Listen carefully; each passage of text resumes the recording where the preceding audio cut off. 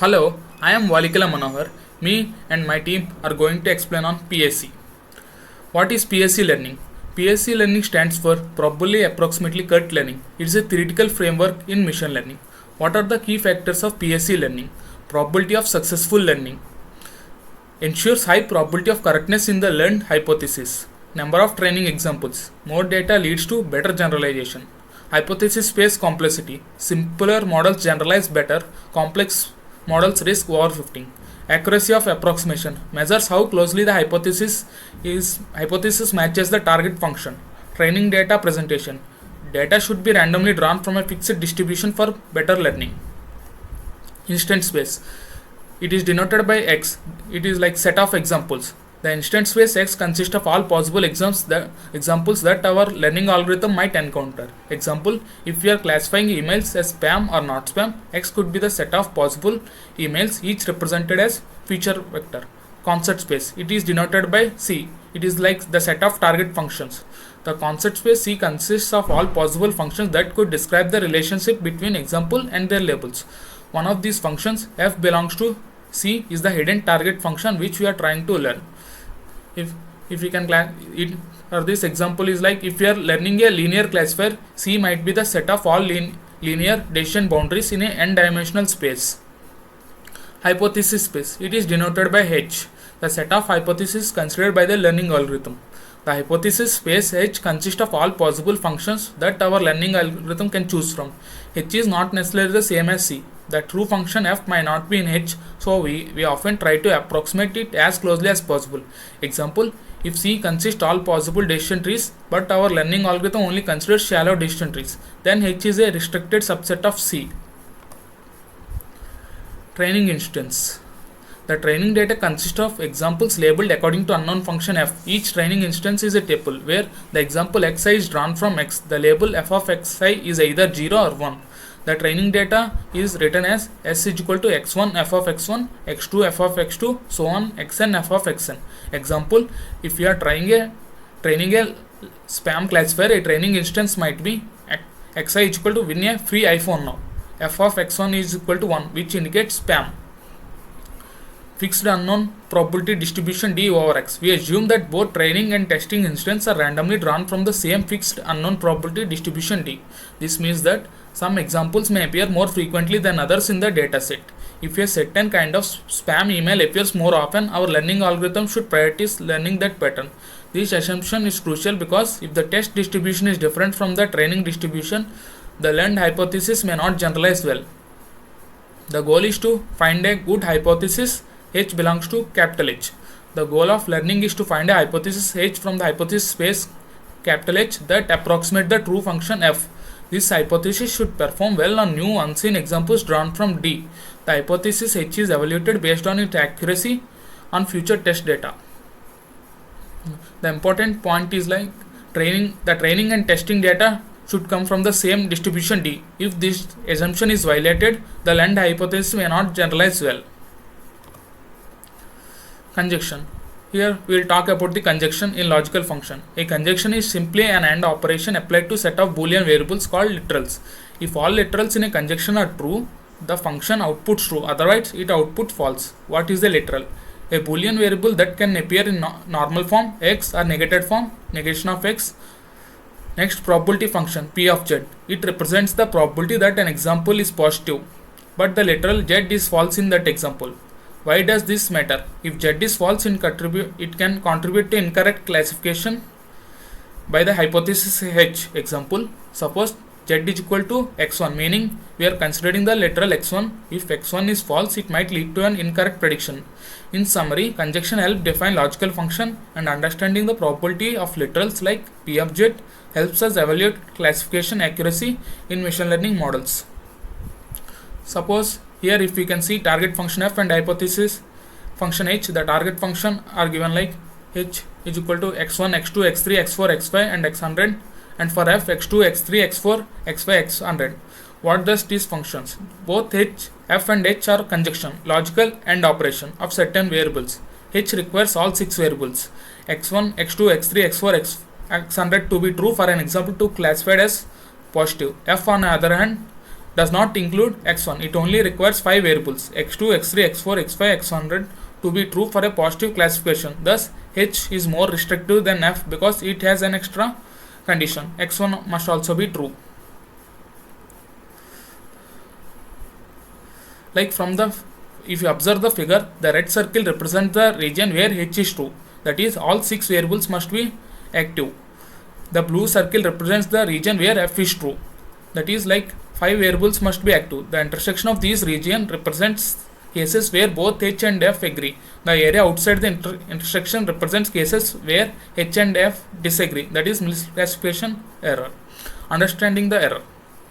In this example, we have seen x1 in all positive training instance, means every example labeled as positive in the training set included x1. This could have happened just by chance in the training set. However, in the real data distribution, x1 may not always be active. If x1 sometimes false, H will fail to classify those instances correctly. Since F does not depend on x1, it would correctly classify such instance as positive, but H would not. Impact of error rate. If x1 being active in training was not just by chance, then H will generalize well. If x1 is actually not important in the true distribution, then H will incorrectly classify some positive examples as negative, leading to small errors. Like now we are defining the error probability. The error is defined as the probability that an example x drawn from the distribution D is classified incorrectly by H, meaning error is equal to probability x belongs to D, f of x not equal to h of x. This represents the misclassification probability over the entire distribution D. The error depends on how often x1 appears in real world examples. Now we are going to discuss about the topic error bounds. Let's discuss error bounds in hypothesis learning. The goal is to measure how much error our learned hypothesis H makes. The key idea is that the total error of H is at most the sum of the probabilities of literals in H that are false in positive examples. It can be denoted like error of H is less than or equal to P of Z. Here P of Z represents the probability that a random chosen positive example has Z false.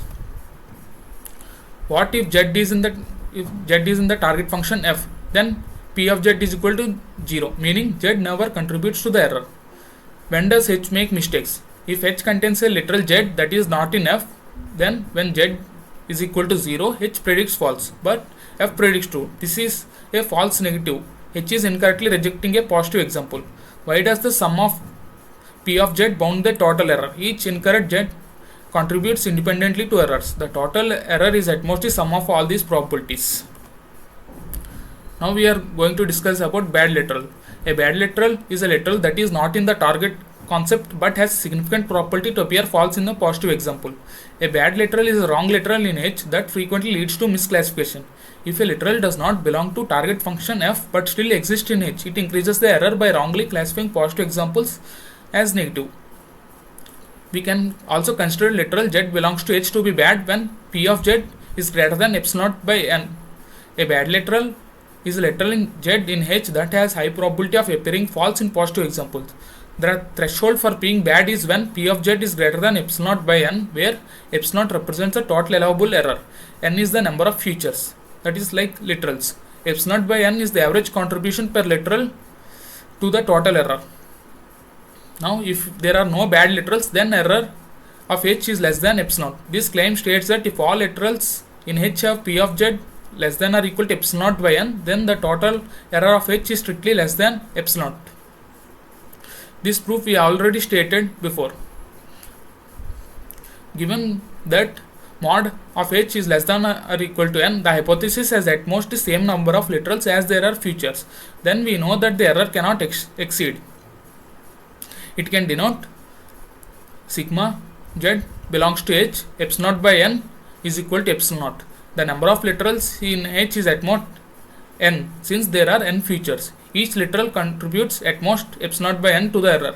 Since there are at most n literals, the total error is at most epsilon. Therefore, error of H is less than epsilon naught. This conclusion follows because if no literal has an error probability exceeding epsilon naught by n, then the total error must be strictly less than epsilon naught. The reasoning is that in worst case the total error can be equal to epsilon naught. But if no bad literals exist, the actual error is less than epsilon naught. Next we are going to discuss about example bounds. This section discusses how the probability of a bad literal surviving decreases as we observe more training examples. We analyze how the probability of a bad literal Z decreases as we see more training examples. Like probability of a bad literal surviving one example. A bad literal is removed with probability P of Z. So its survival probability of one example is P of Z survives is less than or equals to 1 minus P of Z. Since we know P of Z is greater than epsilon naught by n, this simplifies to P of Z survives is less than 1 minus epsilon naught by n. This means each new training example has more chance of eliminating Z. Probability of a bad literal surviving m examples. Since examples are independent, the survival probability follows exponential decay.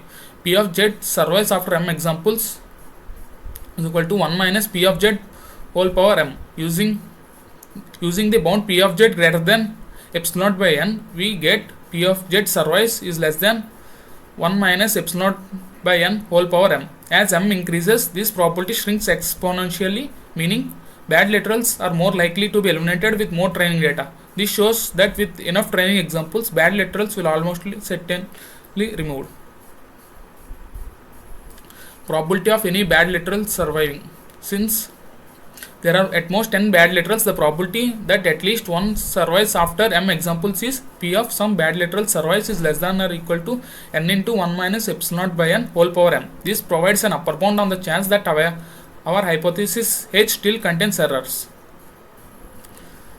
Like ensuring the probability is small. We want the probability to be at most delta. So we set n into 1 minus epsilon naught by n whole power m is less than delta. Using the approximation 1 minus x is less than e power minus x, we replace the survival term with an exponential bound 1 minus epsilon naught by n whole power n less than e power epsilon naught m by n. This simplifies to n into epsilon naught power e power minus m epsilon naught by n, which is less than delta n.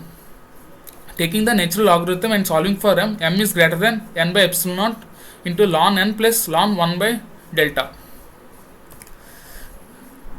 We can conclude that if we train with at least m greater than n by epsilon ln n plus ln by 1 by delta examples, we are likely to remove all bad literals. Our hypothesis H will have error less than epsilon. This shows that as the number of example increases, the probability of bad literal surviving decreases exponentially. Thank you. Hello everyone, I am Harsraj and I will now continue our discussion on PAC learning. We will finally get into the meaning of PAC learnable, then formulate its mathematical expression and also look at its implications. Before we begin, let's discuss some basic definitions. First, we have X, which is set of all possible input called input space. Then Y, which is range of output value known as output space. One of the examples could be binary labels with 0, 1 value. Then we have an unknown distribution D, from where we get pairs of input and output values and also set of these pairs which can either be used as training or test set. Now we need to understand difference between two errors. True error, which is probability of hypothesis misclassifying random sample from unknown distribution. As D is unknown, we don't actually get to calculate this probability. But what we actually calculate is empirical error, which is simply the fraction of samples misclassified in training. We also need to make assumption about what to expect from learner to make our formulation realistically applicable. And in reality, we can't expect learner to obtain exact hidden target concept. It is infeasible as many concepts can fit training set and this set may not have any information about unseen examples. In fact, only realistic assumptions plausible is that hypothesis learned is approximately correct over random training set with high probability. This means that even close approximation of concept space is not guaranteed. And also keep in mind that this assumption is made for any learner. PAC learner defines a kind of parameter where first we have epsilon, which controls accuracy of learner in a way it is approximately correct. Next, we have delta, which indicates confidence of learner, which can be considered as probably correct part. We also need to make an additional assumption called consistent distribution assumption. It means that both training and test set should be sampled from same distribution defined earlier. Now here is a formal definition of PAC learnable. So, given M training examples from D, a concept class C is called PAC learnable by learner L, which explores hypothesis space H if for every concept F in C and every data distribution D over X and for all epsilon and delta within fraction limits, learner should reach hypothesis H in hypothesis space H, which has true error at most epsilon. And M must also at most be polynomial function of 1 by epsilon, 1 by delta, size of instance space and size of hypothesis space. Additionally, concept space C can be efficient PAC learnable if in addition to above conditions, it also runs in polynomial time of same factors. Now there are some implications of being PAC learner. It means learner needs polynomial number of sample and polynomial time to train. And one of the worst assumptions of a PAC learner is the requirement of it being true for every possible concept and every distribution D. Additionally, we also make an assumption that hypothesis space is superset of concept space. Now we will look into a concept called Occam's razor, which is mathematically formulated as shown, and it says that the maximum probability of existence of hypothesis such that it is consistent with M examples but still has true error more than epsilon is given by H into 1 by epsilon to the power M. We also have a small proof for the same. For proof, we first find the probability of a bad hypothesis to classify M examples correctly, which means it performed well in training even if it was bad. Now since this can happen for any bad hypothesis, we will use union bound to get the probability of any hypothesis in hypothesis space being consistent with M examples, which gives us the desired expression. We will now extend the idea to also ensure PAC learnability. To do so, we need to bound the earlier probability to delta, then apply simple algebraic manipulations. With this, we have finally reached our expression for samples required in case of consistent learner. With this, we derive Occam razors, which says if all same simple model is better, which simply means if all hypotheses perform consistent on M samples, it's better to choose hypothesis with a smaller size. This is evident from the fact that required sample size increases proportionately with hypothesis size. So this was all about PAC learnability for consistent learners. Thank you. Hello everyone, my name is Ranjit Kumar. Today we are deep diving into consistent learning with an examples of KCNF function and agnostic learning, in which we will learn how we can generalize from training data to unseen data. These are the fundamental concepts in machine learning that help us understand how well our models learn. Let's start with PAC learning. The general idea is that given a sample space of M examples, we want to find a hypothesis H from our hypothesis space capital S that is consistent with the observed data. If the M is large enough, H will be close to the true function F. The formula tells us how many samples we need. Notice that M grows linearly with 1 by epsilon, meaning higher accuracy requires more samples. It grows logarithmically with the size of the hypothesis space mod H. So a large hypothesis class needs more samples. Finally, M also grows logarithmically with 1 by delta, indicating that higher confidence requires more samples. Now we can switch to examples.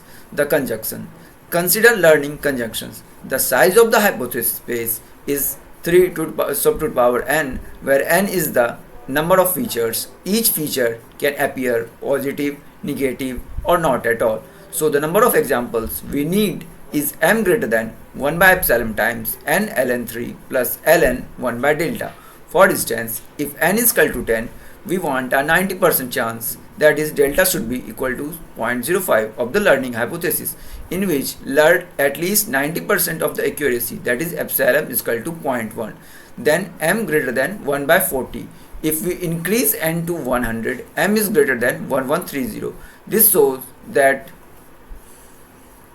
m increases linearly with n. Changing the confidence to 99% makes m greater than 1145, showing a logarithmic relationship with 1 by delta. Now, KCNF functions. Now let's talk about KCNF function. A KCNF function is a Boolean formula in conjunctive normal form in which we have clauses containing exactly k literals.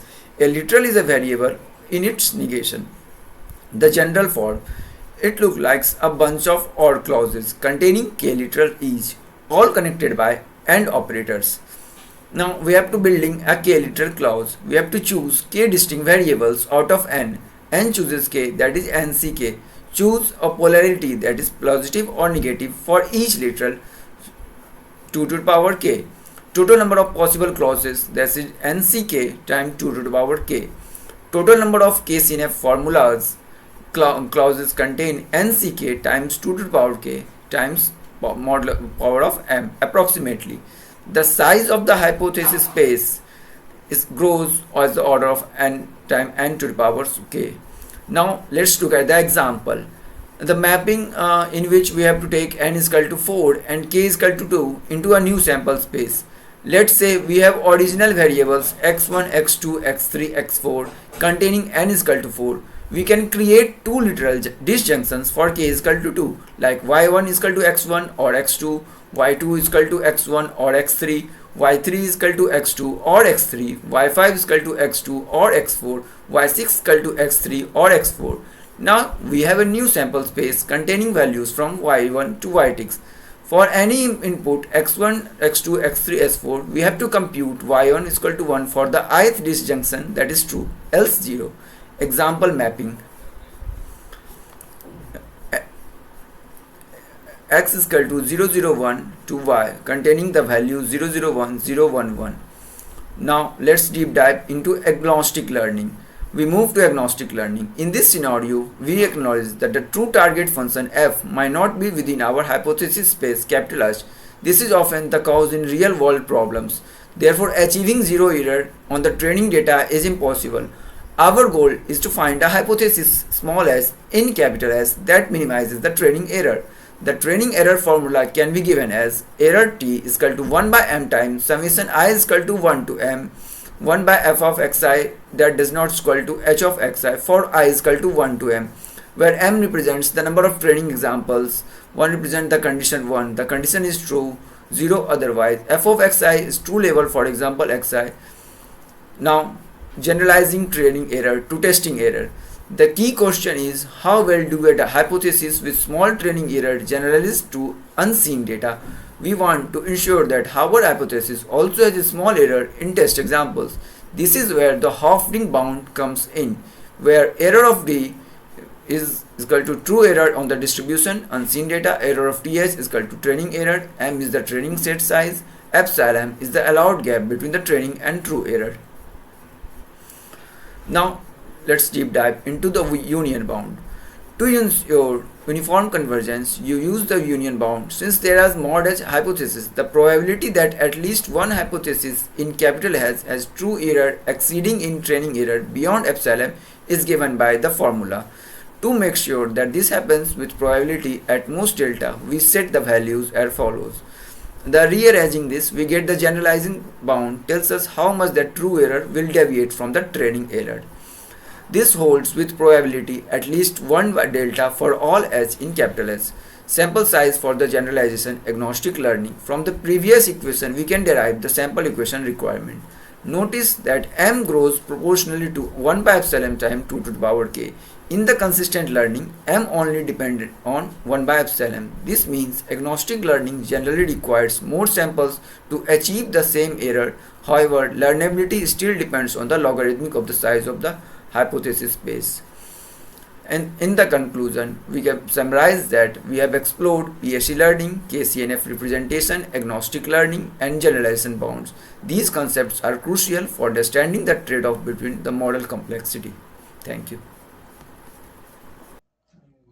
Hello, I'm Anubhav, and from here I shall be continuing with our discussion on VC dimension. In this discussion, we shall be addressing two key questions. Firstly, how do we measure the complexity of a hypothesis space? And secondly, how do we determine the amount of training data required for learning? VC dimension helps answering these questions. In our earlier studies, we often dealt with finite hypothesis spaces, but many real-world applications involve infinite hypothesis spaces. For example, consider axis-aligned rectangle in two-dimensional plane. We classify points as positive or negative based on their position relative to the rectangle. The challenge here, there are infinitely many possible rectangles, so we need a new way to measure complexity. In one way to measure complexity is expressiveness. How well it can classify data, label data. More expressive spaces fit more patterns, but risks overfitting, while less expressive ones may fail to capture complexity. However, expressiveness is not alone enough. We need a mathematical measure, the VC dimension. So before we jump to the VC dimension, let's get some intuition of shattering. It is central to the idea of VC dimension. Consider a linear classifier in two-dimension plane. It can perfectly separate any of the 3 points, but not 4 points, forming a convex quadrilateral. Where some labelings cannot be separated. This means that VC dimension of a linear separator is 3. It can shatter up to 3 points, but not 4. So let's jump to the formal definition of VC dimension. The VC dimension of a hypothesis space is the largest number of points it can shatter. If it can shatter d points but not d plus 1, then its VC dimension is d. Let's learn about some properties of VC dimension. Suppose a hypothesis space is more expressive, then it shall have higher VC dimension. Higher VC dimension requires more amount of training data. VC dimension is a generalization measure. That means if a space has a low VC dimension, it will shall have good generalization, but will be less expressive. And if a space has high VC dimension, it shall be more expressive, but will be at the risk of overfitting. So what's the key takeaway from here? VC dimension quantifies how well a hypothesis space can fit data. Now let's learn about sample complexity. VC dimension plays a key role in determining the amount of training data required for good generalization. Here is the expression which shows the amount of training data required. Higher VC dimension means a more complex model that requires more data. If we lack sufficient data, the model may overfit or fail to learn properly. Bringing this back to our rectangle example, if a hypothesis class has a finite VC dimension, learning is possible with a finite amount of data. So let's discuss, can axis aligned rectangles shatter any set of 4 points? Yes, it can. So this is why. its VC dimension is greater than or equal to 4. Now let's question whether it shall be able to shatter the 5 points. See, if one of the point is inside the minimum enclosing rectangle, we cannot correctly classify all the points. So what we conclude from here? Axis aligned rectangles cannot shatter 5 points. So its VC dimension shall be equal to 4. Here is its illustration showing that for 4 points, like it shall be shattering all the points clearly, but when it comes to 5 points, it will be unable to shatter all of them for all the labeling. So why this all matters?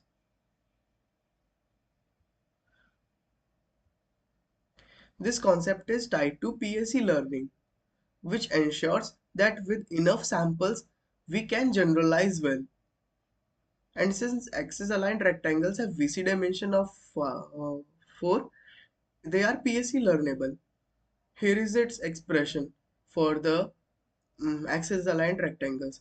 Here we have substituted the VC dimension with 4.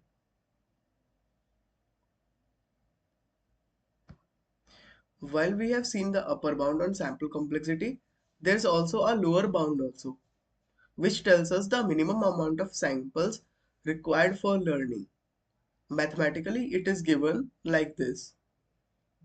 So what we take away from here? If we use fewer examples than this bound, learning will fail with higher probability. So to summarize, VC dimension helps measuring the hypothesis complexity, which affects the sample complexity. More training data will improve the generalization, but insufficient data will lead to overfitting or poor learning. So, in conclusion, VC dimension provides a formal way to understand the power of hypothesis spaces. Higher VC dimension means greater flexibility, but requires more data. If the VC is finite, learning is possible with a finite number of examples. And this knowledge helps us to build better models that generalize well. Now that our team has completed PAC framework to analyze algorithms by considering factors like hypothesis complexity, sample size and error bounds, we will conclude by looking at influence of PAC learning on various fields. In artificial intelligence, it laid the foundation for algorithms like support vector machines, boosting and regularization, all of which are widely used today. In theoretical computer science, it connects to computational complexity, influencing online learning and decision-making systems. Even fields like natural language processing and robotics benefit from PAC learning, guiding model training and reinforcement learning for intelligent systems. Its impact is vast, showing how theoretical insights can drive real world advancements across multiple disciplines. With that, we conclude our discussion on PAC learning. Thank you.